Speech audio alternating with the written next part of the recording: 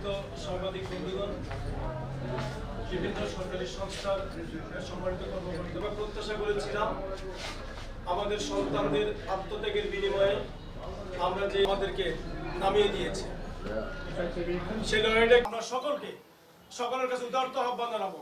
আমরা যে কর্মসূচি ঘোষণা করব, আমরা এই সরকারের বিরুদ্ধে, আমাদেরকে কর্তৃপক্ষের বিরুদ্ধে আজকে 2 বছর বিভিন্ন পর্যায়ে আসসালামু আলাইকুম সংগ্রামী বন্ধুগণ, আসলে আপনারা জানেন আমরা দীর্ঘদিন পর্যন্ত ধারাবাহিকভাবে এই টার্মিনালটিকে ডিপি ওয়ার্ল্ড নামীয় একটি বিদেশি কোম্পানির কাছে তুলে দেওয়ার জন্য আধুনিক টার্মিনাল সিঙ্গাপুরের সাথে, আধুনিক টার্মিনাল শ্রীলঙ্কার সাথে, আধুনিক টার্মিনাল মুন্দ্রা। আমরা এই কর্মসূচির সাথে একত্রতা প্রকাশ করছি এবং সকল সম্পৃক্ত রাখবো, আমরা সবাই থাকবো।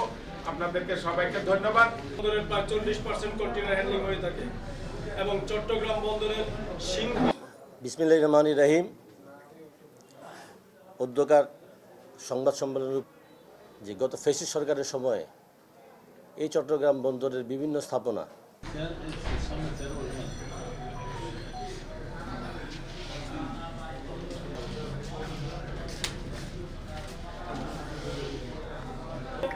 আজকে আমরা যতটুকু জানি সরকার এবং কর্তৃপক্ষ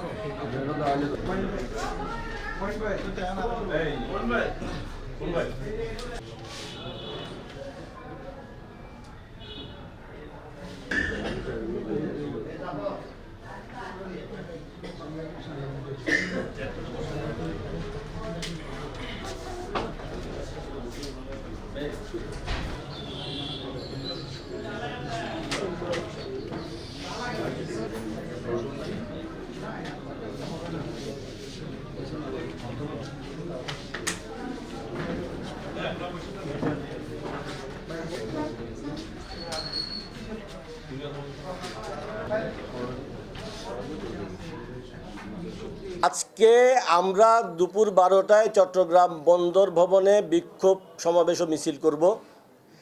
আগামী শনিবার সকাল 8টা থেকে বিকাল 4টা পর্যন্ত চট্টগ্রাম বন্দরের সকল অপারেশনাল কাজ বন্ধ থাকবে।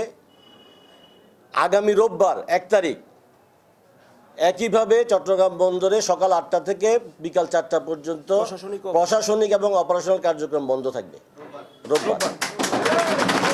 যদি এর মধ্যে সরকার তার সিদ্ধান্ত পরিবর্তন না করে বন্দরকে বেসরকারীকরণ হবে না বলে ঘোষণা না দেয়, আমরা আগামী রোববার পরবর্তী কঠোর কর্মসূচি ঘোষণা করব।